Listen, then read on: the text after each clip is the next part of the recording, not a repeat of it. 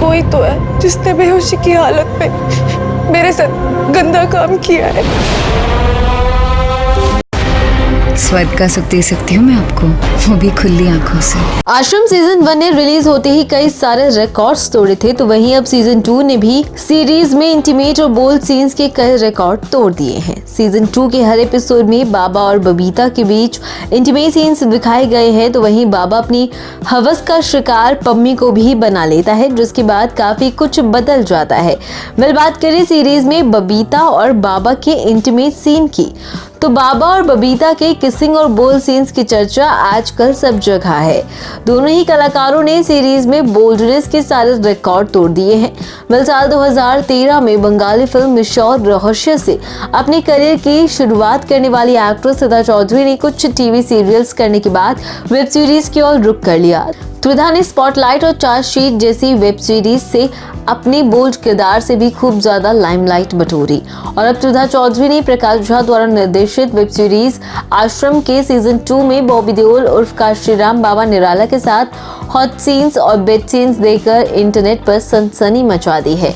MX play पर release हुई इस वेब सीरीज ने कई सारे रिकॉर्ड तोड़ दिए हैं। सीरीज में आशा और अपराध का घिनौना खेल खेलने वाला बाबा पर आधारित है, जो हवस का पुजारी है और आश्रम की आड़ में कई तरह के गैर कानूनी काम भी करता है। ये बाबा अकेले ही काले कारनामों को अंजाम नहीं देता, कुछ ऐसे लोग भी हैं जो उनके इन अपराधों में शामिल होते हैं, जिनमें सबसे पहले नाम आता है एक्टर चंदन रॉय सान्याल का, जिन्होंने बाबा काशीपुर वाले निराला के परम मित्र होने का किरदार निभाया है, यानी कि भोपा का किरदार। इन अपराधों में शामिल होते हुए कई सारे और चीज भी सामने आती हैं। तो वहीं एक्ट्रेस त्रिधा चौधरी ने सीरीज में बबीता का किरदार निभाया है, जो कि कहीं न कहीं बाबा के अपराधों के बारे में सब कुछ जानती है, लेकिन सीजन 2 में चुपचाप सब कुछ सहती रहती है। इस सीन के बारे में, यानी कि इंटीमेट सीन्स के बारे में त्रिधा ने बात करते हुए ये कहा था कि पर्दे पर जिस तरह की बोल्ड सीन्स दिखाए जाते हैं असल में वो वैसे नहीं होते हैं। तो वहीं एक इंटरव्यू के दौरान जब त्रिधा ने उनकी और बॉबी देओल के इंटीमेट सीन्स के बारे में बताया, तो त्रिधा ने जवाब में यही कहा कि जब तक वो बॉबी देओल से नहीं मिली थी तब तक वो काफ़ी ज़्यादा डरी हुई थी और तरह तरह की बातें अपने दिमाग में सोच रही थी और काफ़ी अनकंफर्टेबल भी फील कर रही थी। और जैसे ही वो बॉबी देओल से मिली तो बातें करने के बाद और उनके साथ कुछ 1-2 सीन शूट करने के बाद उनकी नर्वसनेस बिल्कुल ख़त्म हो गई।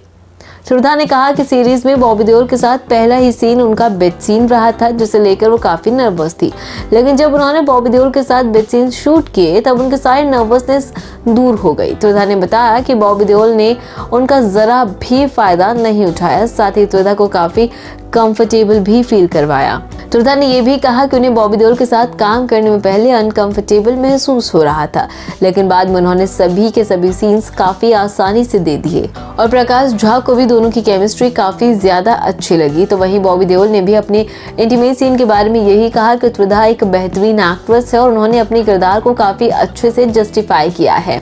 बॉबी देओल ने बताया कि वो इंटीमेट सीन्स को लेकर काफी घबराए हुए थे, लेकिन कुछ एक सीन्स के बाद उनकी भी नर्वसनेस दूर हो गई।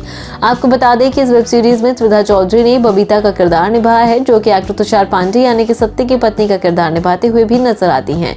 वेब सीरीज में सत्य और बबीता की शादी एक सामूहिक विवाह के जरिए होती है। आश्रम सीजन 2 भी रिलीज हो चुका है और इस सीरीज में त्रिधा चौधरी का किरदार काफी ज्यादा लाजवाब है।